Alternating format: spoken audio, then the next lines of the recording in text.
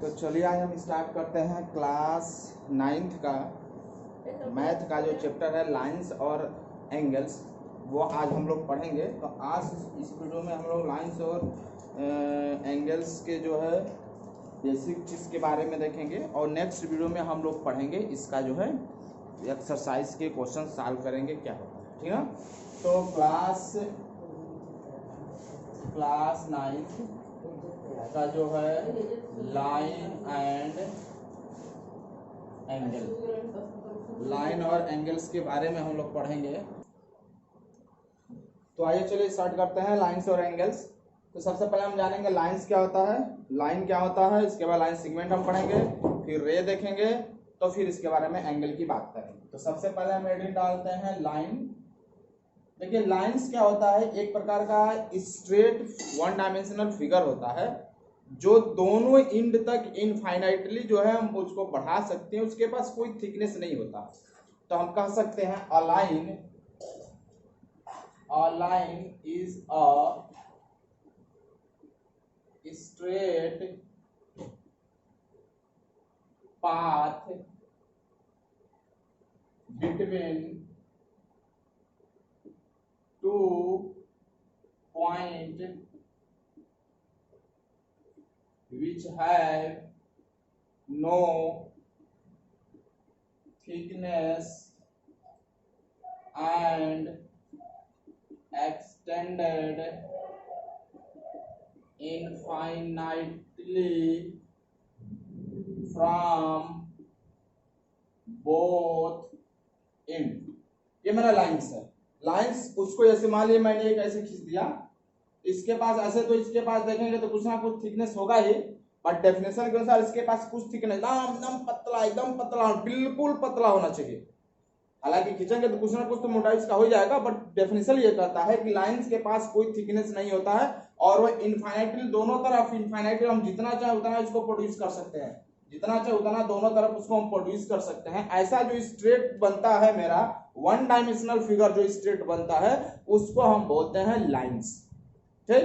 तो lines have no thickness and extended produce infinitely from both end, दोनों end से हम इनफाइनाइटली जितना चाहे उतना प्रोड्यूस कर सकते हैं, ठीक है। और lines have infinitely numbers of point. एक लाइंस पर जो है, एक लाइन जो है स्मॉल छोटे छोटे नंबर पॉइंट से मिलकर बना होता है, तो एक लाइंस पर जो है इनफाइनाइट नंबर ऑफ पॉइंट्स होते हैं, यानी इनफाइनाइट नंबर ऑफ पॉइंट्स मिलकर तो एक लाइन का फॉर्मेशन करते हैं।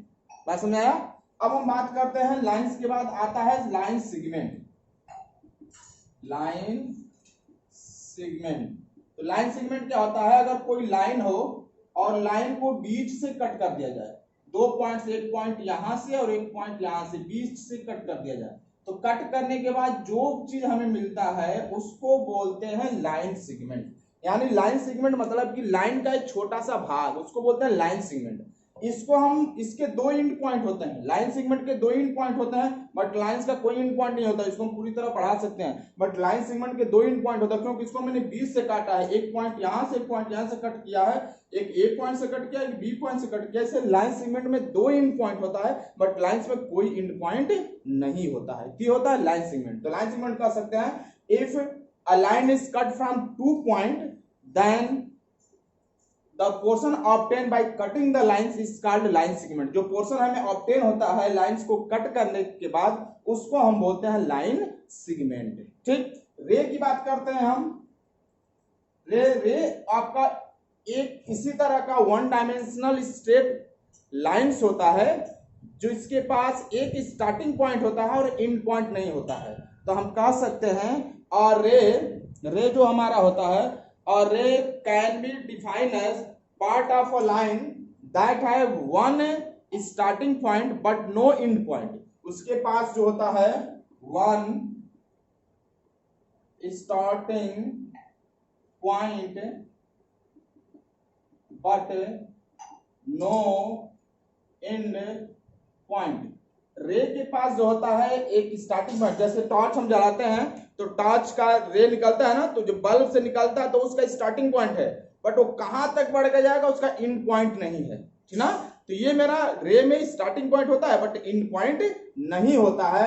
लाइंस को डिनोट करना रहता है तो ए बी लिखते हैं। इसे एक लाइन आपका मैंने खींच दिया यहाँ से, ये ए और बी है, इसको इनफाइनाइटली इधर हम प्रोड्यूस करेंगे तो लाइन को डिनोट करना रहता है तो लिखते हैं ए बी, इसके ऊपर लाइन से हम ऐसे डिनोट कर देते हैं। लाइन सेगमेंट को डिनोट करना होगा तो वैसे ही ए बी लिखते हैं, इसके ऊपर लाइन ऐसे दिखा देते हैं। रे को डिनोट करना होता है, मान लीजिए एक रे स्टार्टिंग पॉइंट है यहाँ से, इसका एंड पॉइंट अब ये इनफाइनाइटली बढ़ सकता है, इधर नहीं बढ़ेगा बट वो एक तरफ से इनफाइनाइटली बढ़ेगा, रे ना, उसको हम रे बोलते हैं। लाइन में क्या होता है कि दोनों तरफ से बढ़ेगा। लाइन सेगमेंट वो फिक्स पॉइंट है, वो बढ़ेगा नहीं लाइन सेगमेंट में। रे क्या होता है कि एक स्टार्टिंग पॉइंट और एक तरह से इनफाइनाइटली बढ़ सकता है, वो रे होता है। तो रे को हम कह सकते हैं, अगर ये ए हो और ये बी पॉइंट हो तो कहेंगे रे ए बी, और उसके पास ऐसे रे का सिंबल एक बना देंगे।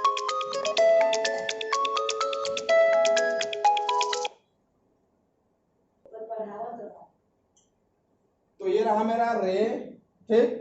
तो सब मिलाकर हम क्या कह सकते हैं, इसको साफ करें, नोट करिए। तो सब मिलाकर हम कह सकते हैं इसे हम कि लाइंस जो हमारा होता है वो दोनों तरफ से इनफाइनाइटली इंक्रीज हो सकता है। ये ए और बी, इसको लाइन से डिनोट करेंगे।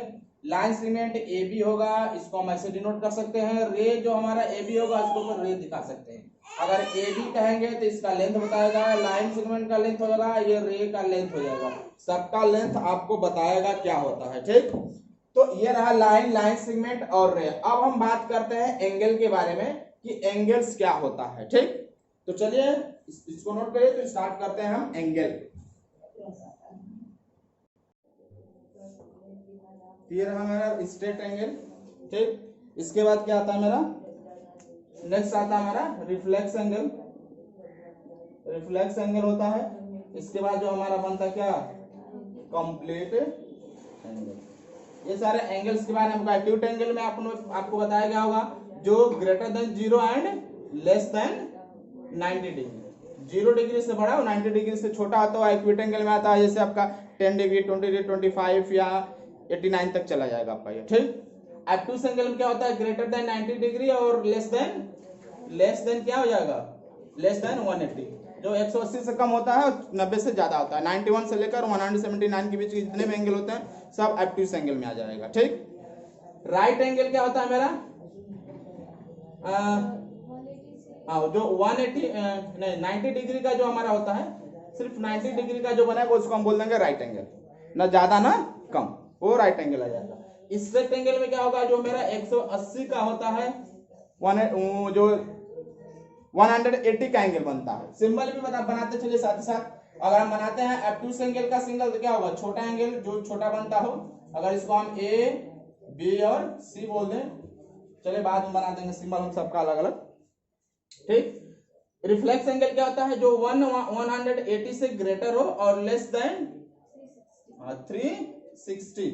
360 से छोटा हो, रिफ्लेक्स एंगल होता है, ठीक। और कंप्लीट एंगल की बात करते हैं तो 300 जो 60 होता है उसको हम बोलते हैं कंप्लीट एंगल, ठीक ना। ये सारा हमारे एंगल्स के बारे में है कि कौन सा एंगल किस कैटेगरी में रखा जाता है, ठीक। अब इसका अगर थोड़ा सा हम फिगर बनाने की कोशिश करें, इरेज करें इसे। इसका अगर हम फिगर बनाने की कोशिश करें कि कौन से एंगल का किस तरह का फिगर बनेगा तो वो भी आसान है आपका। एक्यूट एंगल क्या होता है, 90 डिग्री से छोटा ही दिखाना होगा तो हम ऐसे दिखा सकते हैं, ये ए बी सी कह सकते हैं, ठीक है ना आपका। एक्यूट एंगल को बनाना होगा तो 90 डिग्री से थोड़ा बड़ा दिखाएंगे तो ये मेरा हो जाएगा ए ओ बी दिखा सकते हैं, ठीक। राइट एंगल को मुझे शो करना होगा तो हम 90 डिग्री का दिखाएंगे, ना छोटा ना बड़ा, ये 90 डिग्री का दिखा देंगे, राइट एंगल हो जाएगा। स्ट्रेट एंगल दिखाना होगा तो आसान है, बस एक ऐसे लाइन खींच देंगे, यहाँ पर जो एंगल बनेगा वो मेरा स्ट्रेट एंगल हो जाएगा, ठीक। रिफ्लेक्स एंगल क्या होगा, थोड़ा सा 180, मान लीजिए ये क्या होता है, थोड़ा सा ऐसे झुका देंगे, ये 180 जा रहा है ना आपका, थोड़ा सा 180 से ज्यादा कर देंगे, ठीक। पूरा कंप्लीट हम इसको नहीं करेंगे। अगर रिफ्लेक्स एंगल ये पूरा यहाँ से लेके यहाँ तक 180 से ज्यादा होना चाहिए, और कंप्लीट एंगल हम आपको पता है कि छोटा सा पूरा सर्किल बना देते हैं तो हमारा कंप्लीट एंगल बन जाता है। तो इस तरह हम इसको रिप्रेजेंट करते हैं बाय द फिगर्स के द्वारा, ठीक। ये रहा मेरा एंगल्स। एंगल्स के बाद आपका आता है adjacent angle and linear pair of angle. Linear pair of angle में आपका ये आ जाएगा 180। तो एडजेसेंट एंगल उसको बोलते हैं जिसके कॉमन आर्म्स होते हैं, कॉमन वर्टेक्स होते हैं। यदि किसी एंगल्स के कॉमन वर्टेक्स हो और कॉमन आर्म मतलब भुजा, भुजा का मतलब क्या, आर्म्स। जैसे मान लीजिए मैंने एक एंगल बना दिया यहाँ पर, तो ये और ये दोनों इसके आर्म्स बोले जाएंगे एंगल्स के। आर्म्स ऑफ द एंगल्स, ठीक ना। तो अब एडजेसेंट एंगल में क्या होता है, जैसे मैंने यहां से एक लाइन खींचा, ठीक, और सपोज दैट मैंने एक एंगल बना दिया यहाँ पर, ये ए बी और सी एंगल को रिप्रेजेंट करना था, तो जो बी वाला जो एंगल हमें बताना रहा था उसको बीच में रखते हैं।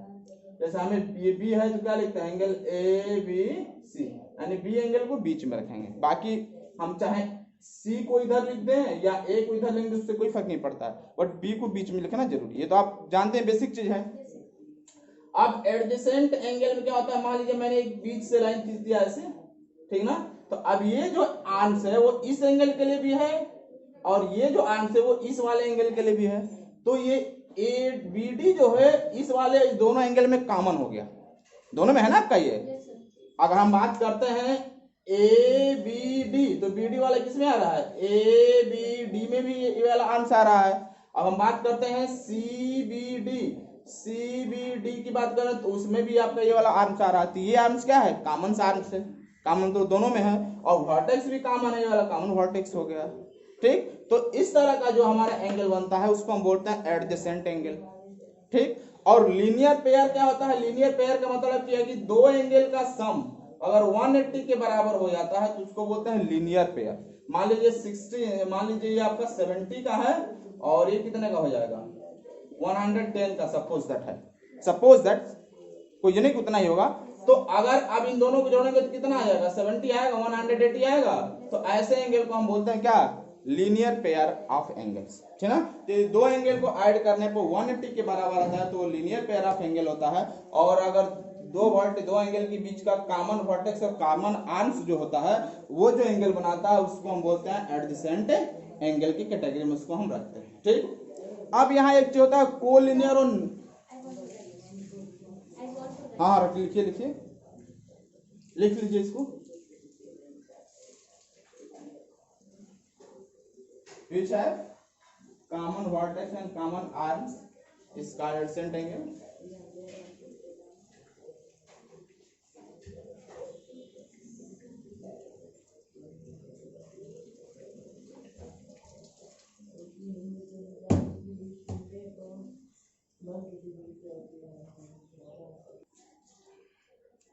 अब हम बात करते हैं, नोट हो गया, अब हम बात करते हैं कोलिनियर एंड लीनियर क्या है, सॉरी कोलिनियर और नॉन कोलिनियर पॉइंट्स क्या होते हैं। यदि तीन पॉइंट्स एक सीधी रेखा में हो, ठीक ना, जैसे मान लीजिए मैंने एक यहाँ ले लिया, एक यहाँ ले लिया, एक यहाँ ले लिया, यानी तीनों पॉइंट से होकर सिर्फ एक ही लाइन पास करें, यानी तीनों से होता हुआ लाइन पास कर जाए, ये भी हम कह सकते हैं। जैसे मैंने एक लाइन खींचा, तीनों से होकर पास किया, ऐसे को बोलते हैं कोलिनियर पॉइंट्स। बट अगर तीन पॉइंट्स को हम प्लेन में अलग अलग पोजीशन पर ले लें तो एक लाइन को अगर सीधा पास करना होगा तो किसी दो ही से जाएगा, तीसरा छूट जाएगा। जैसे अगर हम इधर से खींचेंगे तो दो से जाएगा, ये वाला छूट जाएगा। अगर इधर से पास करें तो ये दोनों जाएगा तो ये वाला छूट जाएगा। अगर हम इधर से पास करते हैं ये दोनों जाएगा तो ये वाला छूट जाएगा। तो ऐसा जो पॉइंट प्लेन में होता है उसको हम बोलते हैं नॉन कोलिनियर पॉइंट्स, ठीक ना। तो अगर तीन पॉइंट से होकर अगर एक सी स्ट्रेट लाइन पास करता है तो ऐसे पॉइंट्स को तीनों एक सीधी रेखा में भी कह सकते हैं कि स्ट्रेट लाइन पर होता हो, ऐसे को हम बोल सकते हैं कोलिनियर। और अगर तीन जो प्लेन में हो और एक सीध में ना हो तो उसको हम बोलते हैं नॉन कोलिनियर पॉइंट्स, ठीक। तो कोलिनियर और नॉन कोलिनियर्स की बात हमने कर लिया, ठीक। नेक्स्ट जो हमारा आता है पैरेलल और नॉन इंटरसेक्टिंग लाइन और पैरेलल लाइन। इंटरसेक्टिंग का मतलब, पैरेलल का मतलब कि दो लाइन के बीच का डिस्टेंस अगर हमेशा सेम हो, ये दोनों लाइन हो, दोनों के बीच का डिस्टेंस अगर मेरा सेम हो, कहीं घटे बढ़े ना, उसको हम बोलते हैं क्या, पैरेलल लाइंस की कैटेगरी में इसको हम रखते हैं, ठीक ना। जैसे एग्जांपल में ये विंडो का जो देख सकते हैं, रॉड जो है, छड़ जो है, या बांस की जो सीढ़ी होती है, रेल की जो पटरी होती है, कुछ लेंथ तक स्ट्रेट होता है, ऐसे तो मुड़ता भी जाता है बट कुछ लेंथ तक वो स्ट्रेट माना जाता है, उसके बीच का स्पेस क्या होता है, सेम होता है। तो ऐसा जो एग्जांपल हमारा बनता है क्या हो गया, मेरा पैरेलल लाइंस का एग्जांपल हो गया, ठीक है। आप पहले से जानते हैं। इंटरसेक्टिंग की बात करते हैं,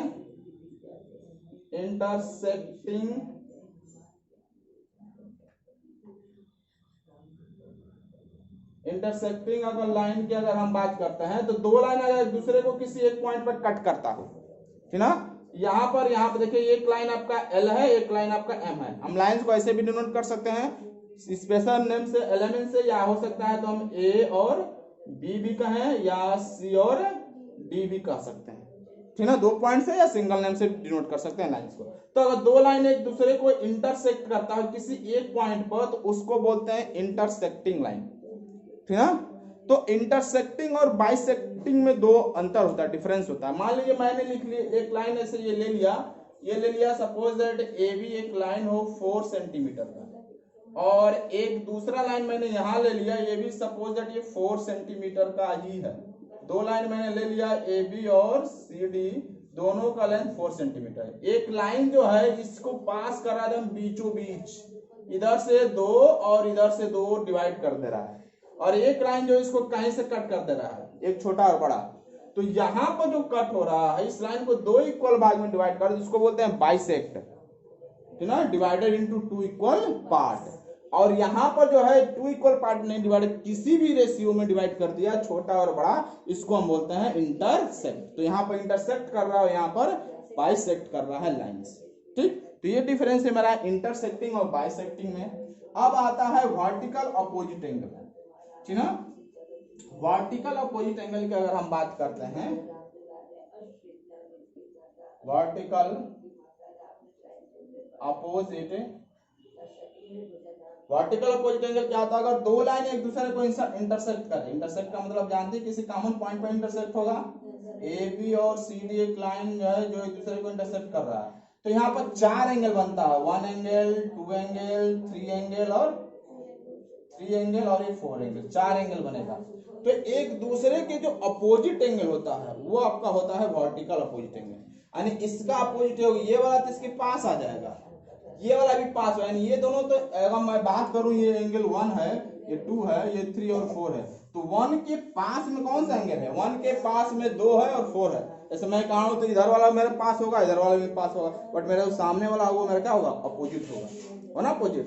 तो 1 के सामने वाला बगल वाले दोनों पास हो जाएंगे, अपोजिट आपस में 3 ही होगा। तो जो अपोजिट एंगल होता है उसको बोलते हैं वर्टिकल अपोजिट। तो 1 का वर्टिकल अपोजिट क्या हो जाएगा? 3, और 2 का वर्टिकल अपोजिट आपका हो जाएगा 4। ये होता है वर्टिकल अपोजिट। और ये भी जानते रहिए कि वर्टिकल अपोजिट एंगल एक दूसरे के क्या होते हैं? इक्वल होते हैं। अगर ये 60 का है तो आंख बंद करके बोल देंगे ये भी 60 का है, अगर ये 40 का है तो उतना ही ये भी होगा, अगर ये ए है तो ये भी हो जाएगा, ये बी है तो ये भी होगा। हाँ, ये उसके बराबर नहीं होगा, बट ये दोनों आपस में क्या हो सकता है? बराबर होगा, ये दोनों आपस में इक्वल हो सकता है। तो vertically opposite angles are equal to each other. Vertically opposite angle एक दूसरे के क्या होते हैं? इक्वल होते हैं, ठीक। ये चीज आप ध्यान रखे रहेगा। यहाँ इस पर एक थ्योरम भी आपके सिलेबस में है कि prove that vertical opposite angles are equal. आपको ये दिखाना है कि वर्टिकल अपोजिट एंगल एक दूसरे के क्या होते हैं? इक्वल होते हैं, आपको प्रूव करना है, ठीक। थ्योरम क्या होगा? पढ़िए तो, दिया होगा थ्योरम में, उसी पेज के ऊपर कहीं लिखा होगा, और इधर है एक पेज, इधर कहीं लिखा है वर्टिकल अपोजिट एंगल। हाँ, 2 लाइन इंटरसेक्ट ईच अदर कह रहा है, 2 line intersecting each other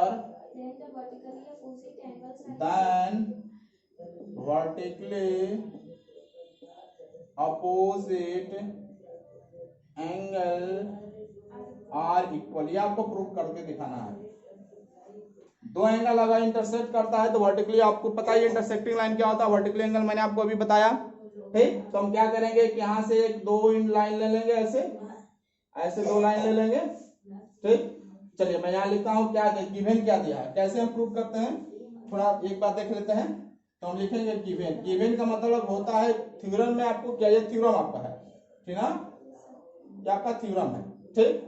given क्या है हमारा इस थ्योरम में? आपका दे रहा है कि 2 लाइन इंटरसेक्टिंग ईच अदर, ये आपको दिया है।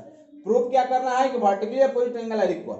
2 भाग है, ऊपर वाला कह रहा है कि 2 लाइन इंटरसेक्ट कर रहा है, और आपको दिखाना है कि वर्टिकली अपोजिट एंगल बराबर होगा। तो जो आपको क्वेश्चंस में दिया रहा है तो वो हम गिवन में लिखते हैं, ठीक है। तो लिखेंगे 2 लाइन क्या है? ए बी एंड अपने से ले लेंगे सी डी इंटरसेक्ट एट ओ। हाँ, ईच अदर एट वो भी लिख सकते हैं। तो हमने ले लिया एक लाइन, यहाँ पर आपका है ए बी, और यहाँ पर एक लाइन हम ले लिए क्या? सी और डी, जो दोनों एक दूसरे को इंटरसेक्ट कर रहा है ना सर।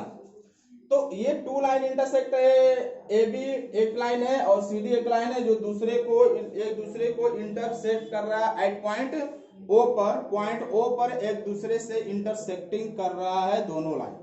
बात क्लियर हुआ? गिवन मैंने लिख दिया। गिवन के बाद हम क्या लिखेंगे? टू प्रूफ, यानी हमें प्रूफ क्या करना है? प्रूफ करना है कि vertically opposite angles are equal. तो वर्टिकली अपोजिट एंगल क्या होगा? ये बन रहा है, ये बन रहा है, यहाँ पर ओ पॉइंट पर इंटरसेक्ट हो रहा था, तो एक एंगल ए ओ डी किसके बराबर हो जाएगा? सी ओ डी। ये ना दोनों वर्टिकल अपोजिट है, हमें प्रूफ करना है angle A O D equal to angle C O D. या हम दूसरा प्रूफ कर सकते हैं, ये भी तो एक दूसरे का वर्टिकली अपोजिट है, तो A O C, angle A O C equal to angle D O B. भाई वर्टिकल अपोजिट कह रहा है, तो जो वर्टिकल अपोजिट है उसी को प्रूव करके दिखाना है ना। तो इसका वर्टिकल अपोजिट कौन होगा? नीचे वाला। जो हमको दिखाना है ये दोनों आपस में बराबर होगा। या अगर हम कोई कहेगा नहीं सर हम इसको नहीं दिखाएंगे, हम इसको दिखाएंगे, तो इसका वर्टिकल अपोजिट ये होगा, तो इसका मतलब इन दोनों को बराबर दिखाना। हम इसको बराबर नहीं दिखाएंगे क्योंकि वर्टिकल अपोजिट एंगल नहीं है। थ्योरम कह रहा है कि जो वर्टिकल है अपोजिट है उसी को प्रूव करके दिखाइए, इसलिए वर्टिकल अपोजिट को ही दिखाना है। या हो सकता है इसको हम नंबरिंग कर दें 1 2 3 4, तो हम ये भी कह सकते हैं ब्रैकेट में लगाकर एंगल 1 इक्वल टू एंगल 3, 1 के बराबर 3 होगा। या हम कह सकते हैं एंगल 2 बराबर एंगल 4, क्या होगा? 2 के बराबर आपका 4 हो जाएगा। ऐसे भी हम दिखा सकते हैं, होगा ना। अब टू प्रूफ के बाद हमें क्या करना है? लिखना है, क्योंकि प्रूफ यहाँ एक आता है कंस्ट्रक्शन, यहाँ कंस्ट्रक्शन करने की जरूरत नहीं है हमें, डायरेक्ट प्रूफ होगा। कंस्ट्रक्शन का मतलब कुछ हम अपने से जोड़ते घटाते उसमें लाइन में है ना, पढ़ाते होते हैं, तो यहाँ कंस्ट्रक्शन करते हैं, यहाँ उसकी जरूरत नहीं है, डायरेक्ट हम प्रूफ का मतलब होता है। अब इसको शो करने के लिए हमें क्या क्या स्टेप्स करना पड़ेगा, सारे स्टेप्स को यहाँ पे लिखते हैं, वो प्रूफ में आता है, ठीक ना। अब हमें तो पता चल गया कि ये दिया है क्वेश्चन में, हमें पता चल गया कि क्वेश्चन में हमें क्या करना है, ये पता चल गया। अब इसको करने के लिए हमें कौन कौन से स्टेप को फॉलो करना पड़ेगा, वो सारा स्टेप हम प्रूफ में लिखते हैं। तो यहाँ पर हम वो स्टेप लिखेंगे, ठीक ना। हर एक कैसे कैसे इस रिजल्ट को लाने के लिए हमें क्या क्या करना पड़ेगा, ठीक। अब यहाँ पर क्या करेंगे, एक चीज आप ध्यान रखिए कि ये जो पूरी लाइन से यहां से लेके यहां तक वो कितने का एंगल बनाएगा? 180 का। दो एंगल यानी 1 और 2, 1 ये और 2 मिलकर कितने का बनेगा? 180 का एंगल बनेगा। तो हम कह सकते हैं angle 1 plus angle 2 equal to 180, ठीक। तो अगर नहीं दिखेगा नीचे ना इसमें, तो आप बोलिएगा नहीं दिख रहा है, ठीक। एंगल 1 एंड एंगल 2 हो जाएगा, angle 1 plus angle 2 equal to क्या हो जाएगा? 180 होगा। This is question number first. ये चीज समझ में आ रहा है, ठीक। यानी किसको किसको मैंने लिया, ध्यान से देखिएगा, ये 1 एंड 2 को। अब हम क्या करेंगे, 1 और 4 को ले लेते हैं एक साथ, 1 और 4 को। तो 1 और 4 भी मिलेगा तो कितने का बन जाएगा? यहां पर एक स्ट्रेट लाइन जा रहा है ऐसे, तो 1 और 4 मिलेगा कितने का बनेगा? 180 का ही बनेगा, ठीक। तो angle 1 plus angle 4 equal to क्या हो जाएगा? 180 हो जाएगा। This is question number 2। अब हम देख रहे हैं कि क्वेश्चन नंबर फर्स्ट के राइट साइड में भी आपका 180 है और ये क्वेश्चन सेकंड के भी राइट साइड में आपका 180 है। तो अगर राइट साइड इक्वल है तो लेफ्ट साइड क्या होगा? इक्वल। जैसे सपोज मैंने लिख दिया y बराबर 2 और y बराबर 3, तो क्या हम इसको ऐसा नहीं लिख सकते हैं y बराबर 2 इक्वल टू 3, है ना। या हम ऐसे भी कहा, अगर y को उठा कर कह देंगे 2 बराबर 3, हालांकि 2 बराबर 3 नहीं होता है, बट सपोज दैट y बराबर मैं ले लिया, अगर a ले लिया और y बराबर अगर हम b ले लिए, तो y बराबर a और y बराबर b कह सकते हैं, और y को हटा दें तो a बराबर b भी हो जाएगा, होगा ना। यानी ये इधर वाला साइड बराबर है तो इधर वाला साइड वापस क्या होगा? बराबर हो जाए। तो इसी तरह इधर 180 और 180 बराबर है, राइट साइड में बराबर है, तो लेफ्ट साइड के दोनों भी आपस में क्या हो जाएगा? इक्वल हो जाएगा। तो हम लिख सकते हैं एंगल 1 प्लस एंगल 2 ये हो जाएगा एंगल 1 प्लस एंगल 4, आपस में इक्वल होगा। अब ये एंगल 1 और एंगल 1 क्या होगा? कैंसिल आउट हो जाएगा, तो आपका बच जाएगा angle 2 equal to angle 4। Angle 2 और एंगल 4 क्या होगा? आपस में बराबर हो जाएगा। और एंगल 2 और एंगल 4 एक दूसरे के क्या है? वर्टिकली अपोजिट एंगल है। ये तो हमें प्रूव करना था, तो ये सेकंड वाला मैंने प्रूव किया, फर्स्ट वाला भी आप उसी तरह प्रूव कर सकते हैं। तो वर्टिकली अपोजिट यानी 1 और 2 आर सॉरी 2 और 4 आर इक्वल, तो हम देंगे so vertically opposite angles are equal. ये हैंस प्रूफ, ये प्रूव हो गया। बस समझ आ रहा? तो ये वर्टिकली अपोजिट एंगल हमारा प्रूफ हुआ। ऐसे हम इसको प्रूफ, इसको नोट करना तो नोट कर सकते हैं, या नहीं तो आगे देखा जाए।